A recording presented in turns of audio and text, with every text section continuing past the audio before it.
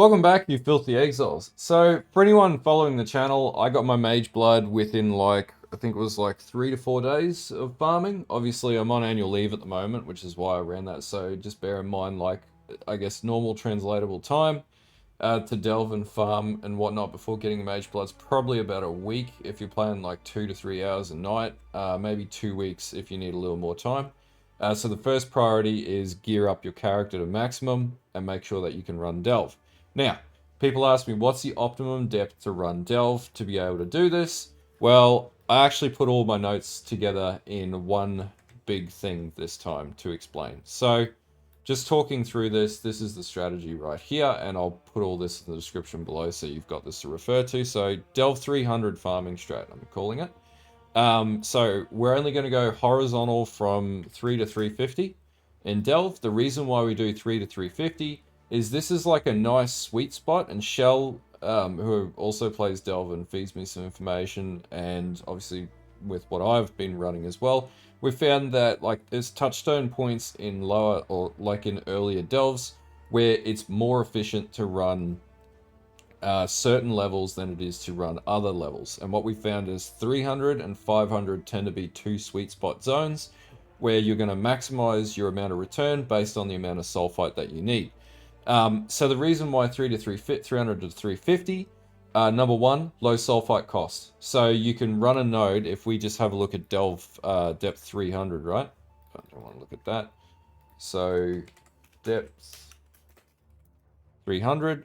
So we can run a long node for like, if we go 298, even if we drop down a little bit, we can run a long node for like 3,000 sulfite, which is relatively cheap. And that means we've got huge nodes to travel to. The other thing is, at about depth 300, and if we go back to the notes, we sort of hit a point where we can target like a lot of tier 3 Azurite fissures, and that's going to pay us a shitload in the ability to buy resonators, which are selling for like 2 to 2.5 chaos per resonators, or you can sell for bulk currently, and I'll explain, and that's both in my currency guide and I'll explain in this guide too. So we run horizontal at 300 to 350 depth. Now, I run a Frostblink of Wintry Blast setup, and or if you're running Bone Shatter, then just run a Leap Slam setup with a phasing flask or a quartz flask. So I have my quartz flask here. And now, obviously, I've got a Mageblood on this. If you don't obviously have that, you can, and I did this without a Mageblood. I just ran a quartz flask which has gain charge, 3 charges when hits taken. And then basically all we're going to do is just Frostblink.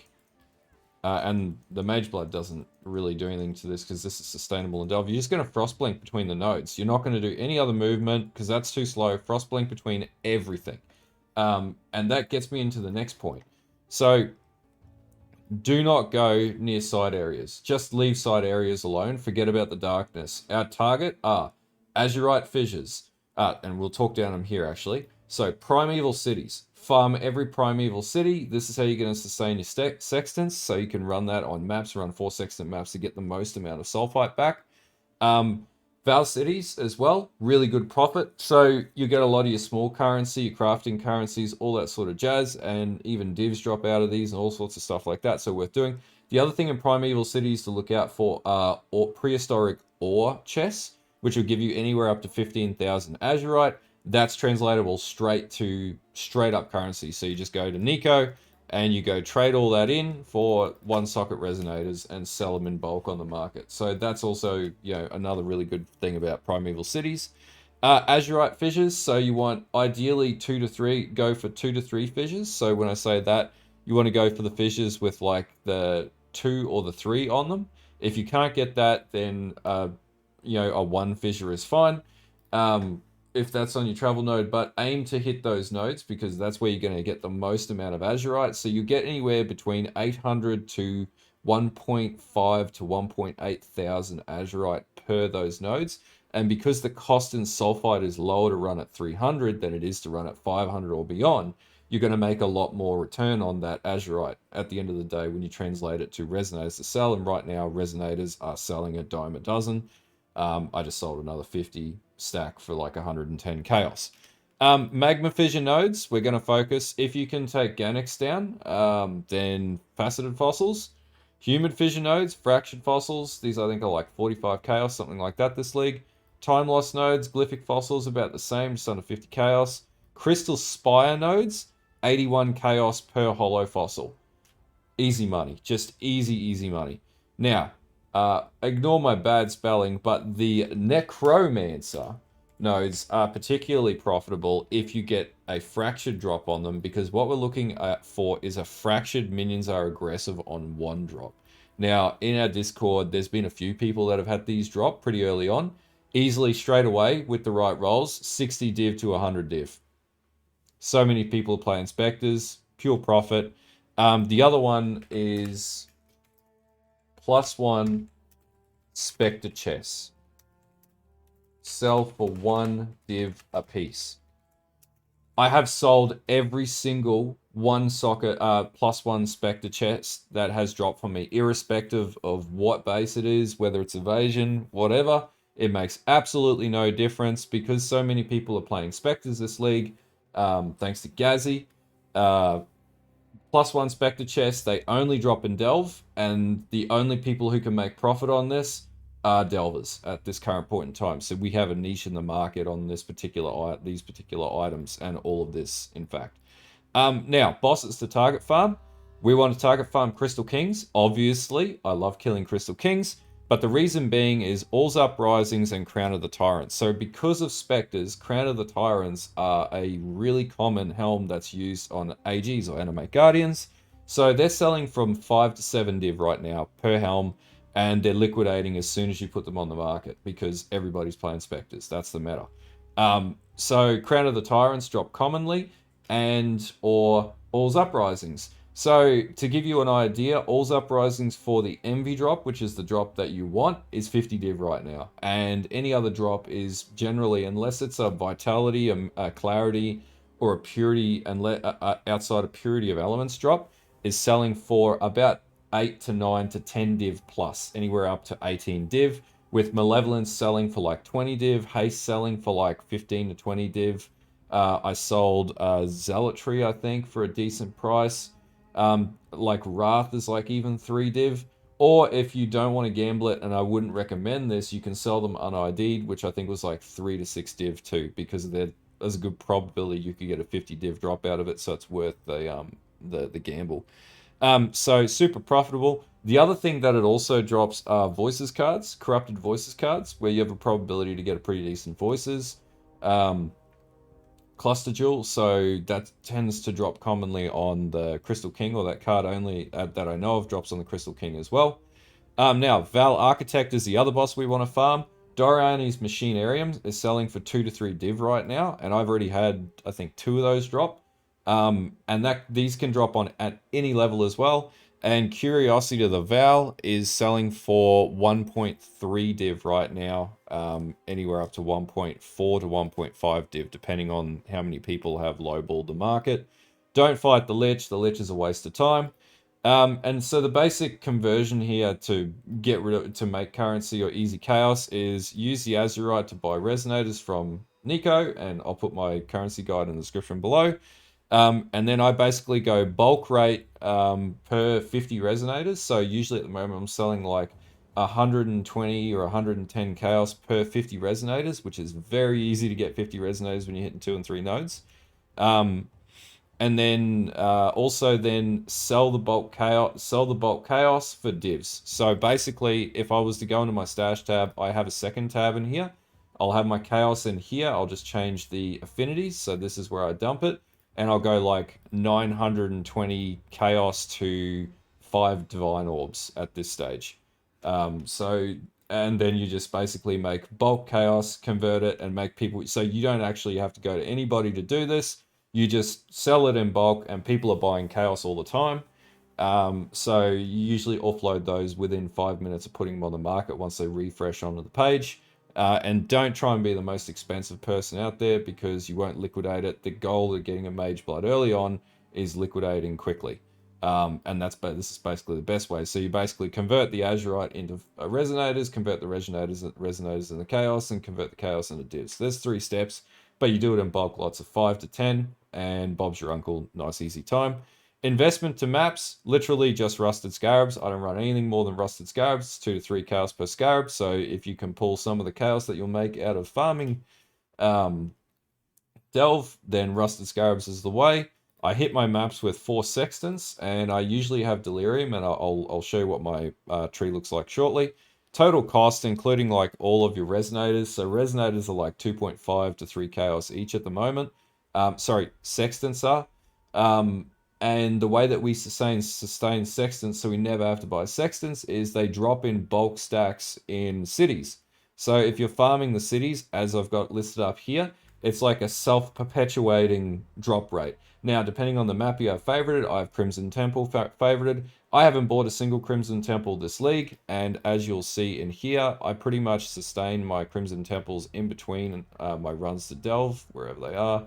So I've got like 45 just chilling in here at any point in time. So the more, as long as I keep delving, the more profit I keep generating, the more maps I generate from cities, and also sextants I generate from cities, then it just feeds itself. So I don't have to muck around and buy stuff off the market. And then when I buy Rusted Scarabs, I literally just buy a stack of like 100 Rusted Scarabs for 300 Chaos, which is 150, less than 150, maybe 120 Resonators. Sold to fund my entire map rotation for probably the next 3 to 4 days. Because we're going to be spending a lot of our time in Delve and not spending our time in the map mechanic. Now, is this better than the existing mechanic where people are running Pathfinders and blasting Abyss? No, it's not. Like it, and the div per hour is maybe like anywhere up to 5 div per hour. If you get a Crystal King, it goes 50 div per hour, but your base is about 4 to 5 div per hour. But is this a bad strategy to run if you just want a nice chill strategy and you don't want to muck around with like spending 1 div and set up on maps and then running a fucking phasing character and cast on death portals and all sorts of bullshit? Yes, this is a lot better and a lot easier to approach, and a lot newer player friendly. And 300 depth is pretty reasonable to run. But anyway, let's talk about my Atlas, and I'll show you what my Atlas looks like. Okay, so the Atlas setup, which I'll put a link in the description. I think I put this in my Delve guide as well for anyone who's had a look at that. I was playing around with Abyss nodes, but I'll be honest with you, I just didn't find them very good at all. And so my setup was more or less, we'll just pull some of these nodes off now. My setup, which I'll put a link to the description of, was more or less focused around getting daily crack missions in, and then focused on farming Delirium. Now ignore this, I've also got some Beyond in here which I need to pull out of the tree. Mainly focused on Delirium and juicing up Delirium, so I get a lot of Delirium orbs dropping on my maps, so I don't really need to run the League mechanic if I didn't want to, because I can run like 40% Delirium maps 24/7 because my map sustain on Delirium is pretty damn good. And then basically I run Wandering Path, I run all my Sulfite nodes, so I maximize my Delve, I run Strong Boxes as well. So you want to put some points into Strong Boxes, and this is mainly for pack size in maps. More Delve, some Karak, we don't need that there, so we'll clean this tree up because I was just testing things. And then I also like to have invitations, so if you didn't know, some of the invitations are selling from 110 Chaos, and this is for like I think the Twisted invitations, and the Elder Slayer invitations and Guardian invitations, they're selling for like 110 chaos to 1 div, and they drop off completion of map bosses. So if you get one of those drop, that's an easy 1 div per map or every other map, and they drop pretty consistently as well. So that is a viable strategy that you could run. And also I do like playing Atlas invitations. So my strategy is a bit more drawn out, but it's more tailored to the way that I play the game, which is super Kamehameha Munga tanks. And I have a lot more fun doing that than running Abysses just to get stacks of 10 divs. I just make it a different way and do it a different way. Anyway, I'll put my Atlas tree in the description below, which is out of my Delve guide, or you can go to my Delve guide that I put up the other day and it'll tell you how to do it. But I'll show you exactly what my strategy is now when I go to depth 350 and just punch 350s. Okay, so the strategy itself. So let's go to depth, let's say 325 is a nice median depth, or we'll just continue from where I was. And you'll see, like, I did this for quite some time. You'll see all the different biomes pop up. I avoided and didn't even pick up molten cavities. Like, I could go and blast that human fissures. Like, I could just diverge off the path and go and make, like, another probably 5-10 divine off just the nodes that are available here. But basically, I just pushed all the way across and just kept going and going and going. It keeps going. It doesn't stop. See, there's another architect there. I was getting Crystal Kings. So the way that this strategy sort of works is the probability of high volume numbers, right? So the more times so in the way that probability generally works at a really basic I guess mathematical level, is the more times that you kick a ball at a goal or a goal post, a set of goals, the higher the chances are that you're going to hit the ball into the goals. As opposed to qualitative approaches, this is a quantitative approach. So you can see, like, all the boss biomes popping up, and you can see I really blasted this hard. And so basically, if I was to do this, I would just go, so Abyssal Chamber, let's run it, and I'll show you just how fast this is. All right, so we go straight in and basically just follow the crawler, stay ahead of it. If you go off the path, so you're not going to kill anything, you're just going to avoid it. Don't pick up low value fossils, they're not worth doing. And the other thing too is because 300 is a nice sort of depth to work at where you're not going to die. I actually leveled up from 96 to 97 doing this strategy as well. So we're not even going to crack the walls. Once you get to know the way that Delve works, you'll be able to see what the converging path is. Generally, the bigger opening is going to be where your crawler is going to travel.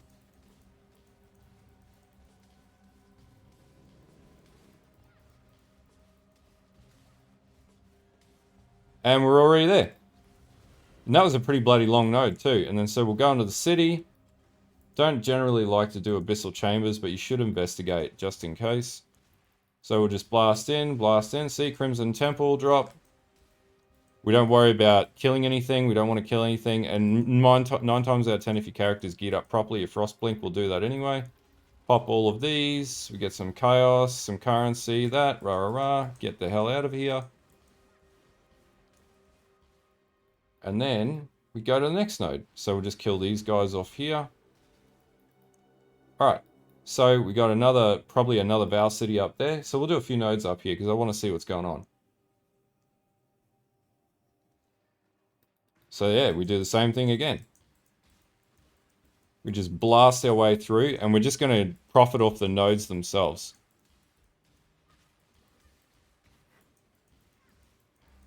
Now, if you want, you can go off and crack the walls if you can do it quickly enough. Definitely when I'm down in lower depths now, I have a bit of a different approach to it.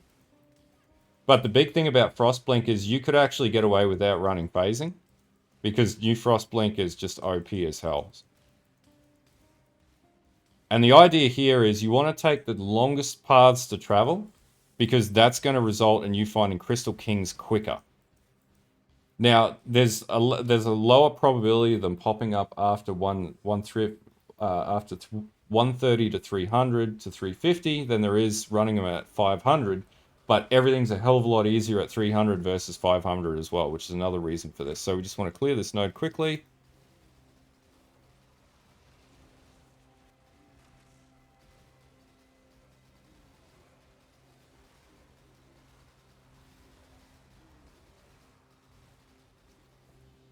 There we go. Easy. Get your instilling orbs, everything else. All right. And there we go. We got an architect straight away. Perfect example of basically, high probability drops. Architects tend to pop up quite a lot, and they have quite a few good rolls or good drops off them. So we'll do this. Now we just travel to the boss. We ignore everything else.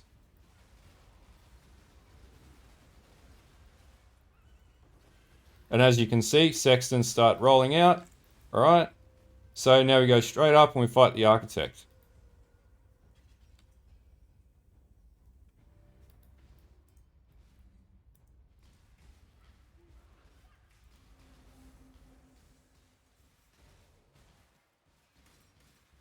And I had no idea that architect was going to pop up there, by the way. I had no clue. Now, you can pick up those sulfite, azurite nodes if you want. I always get that confused between the two.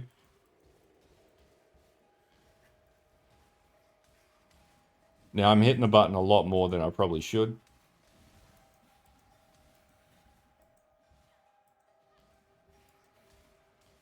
You could slow it down, because that's probably about how you're going to move when you're playing. Alright, so we're at Architect.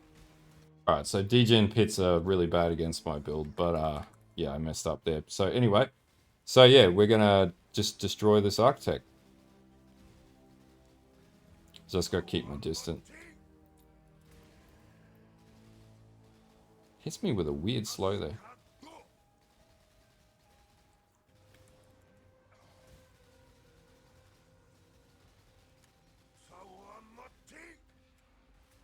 Oh, because I'm trying to travel too far away. Okay.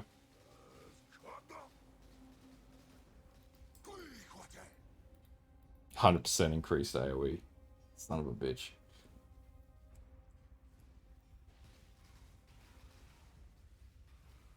Alright, so we're just going to clear this.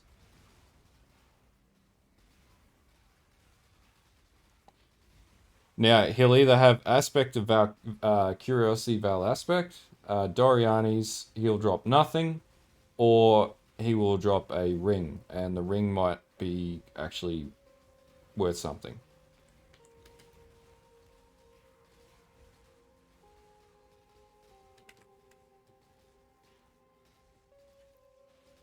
Okay.